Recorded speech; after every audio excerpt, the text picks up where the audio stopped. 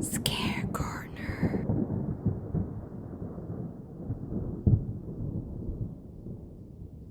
I'm being watched by higher dimensional beings.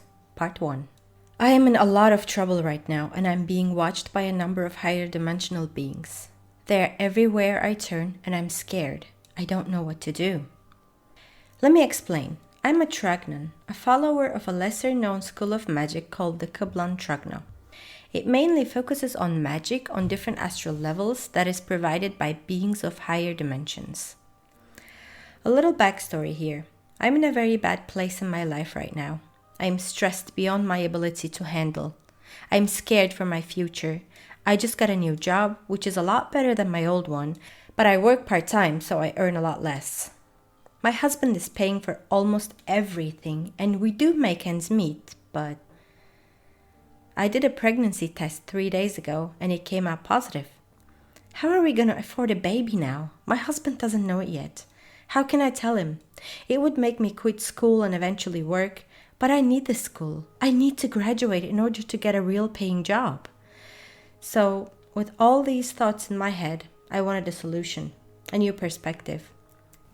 This is why I did the contacting ritual last night. I'm going to try to simply explain how this works and what the other dimensions are. There are certain steps that need to be followed and some mantras that need to be chanted to get to the astral world. There are 7 astral levels, and in each one, beings of different levels of intelligence. The beings of the first level are very much like plants. They neither have the ability to form complex thoughts and feelings, nor are they able to move. Beings of the second level are like animals, meaning they can move but only act on instincts. The third level is the multiverse we live in. Beings of level 4 can control space, whereas beings of level 5 can control time as well. Level 6 is where the gods live. I use gods loosely here and mean beings that can change fate by it. Another fact about them is that you can't contact them directly.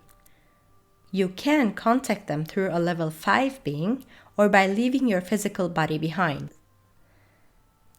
Though the latter is a myth and the only person to have contacted a being of the 6th level, the other mentor, died a couple years ago.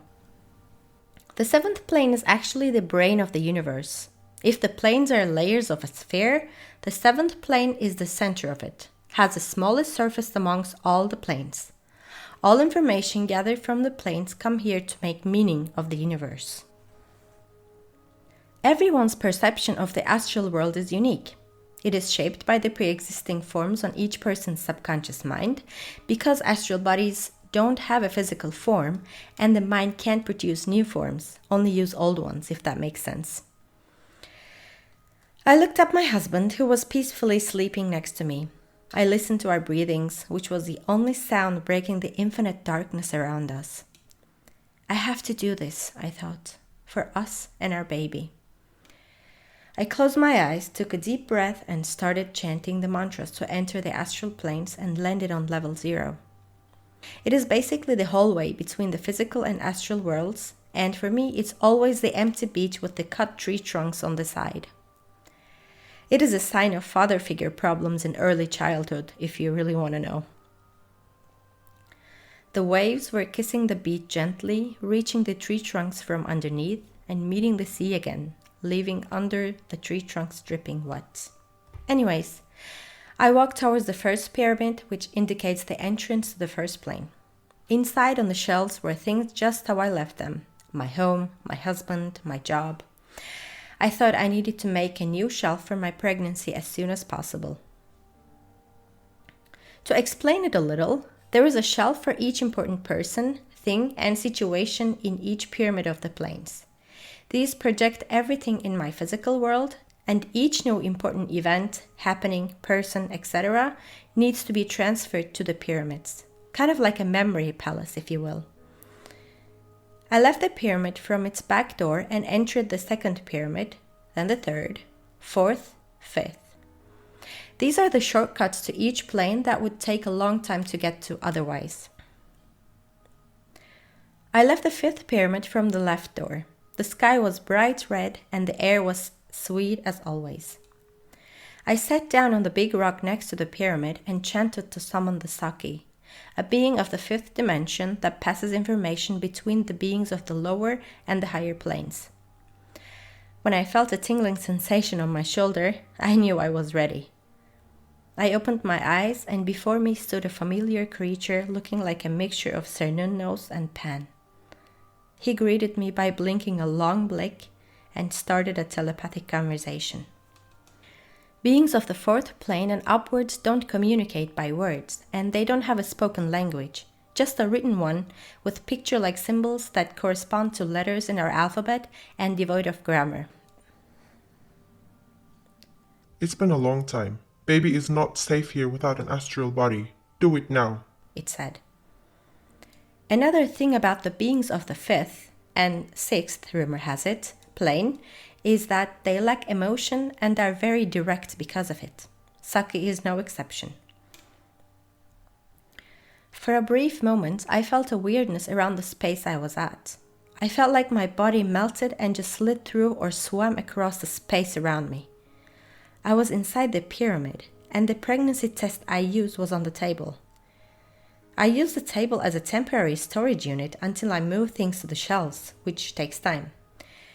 But I hadn't put the pregnancy test there. It was Saki. I took a deep breath and concentrated on building a shelf for my baby. I imagined the pieces coming together to form the shelf. I took the test in my hands and reached towards the shelf when the door slammed open. There were around 20 beings, half the size of my astral body, but they looked very strong. You can't do that. Go back to your time now, the one that seemed to be the leader of the group said. With that, I felt like my whole body fell down from a very high hill and slammed on the ground. Fuck, Saki didn't just send me to the original pyramid. He sent me to 3 days ago. These were the protectors of the fifth plane, and they were pissed. I admit I did some things wrong. For one, each new step taken in the astral plane must be done with the presence of an operator, which is basically another Tragnon that leads the operation and keeps the Tragnon in trance grounded. My operator was also my mentor before I moved to the city. Since he is hours away by car, I've had to do everything I've done so far alone, which was fine. But anything new, like summoning the Saki for the first time, I had to do with him. At least I could have added the baby shelf before summoning Saki, but I was so panicked and in desperate need of help that I skipped this process. I should have known better. I should have known that everything of significance needs an astral body. It was one of the first things my mentor has taught me. My eyes were still closed while I thought about all this. I tried to concentrate being in the pyramid again, but I couldn't. I was thrown out. Great. Now I had to do it all over again, and gods know if I could summon Saki ever again. I closed my eyes, concentrated, and chanted. I landed on the beach again.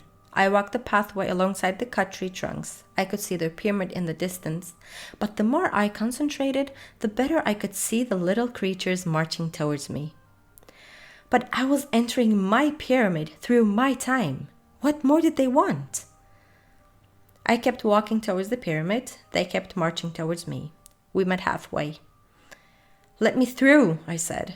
"I need to make an astral body. I am in my own time now." The one that seemed to be leading the crowd stepped forward. No, you cannot. You try to break the laws of your plane. You are banned.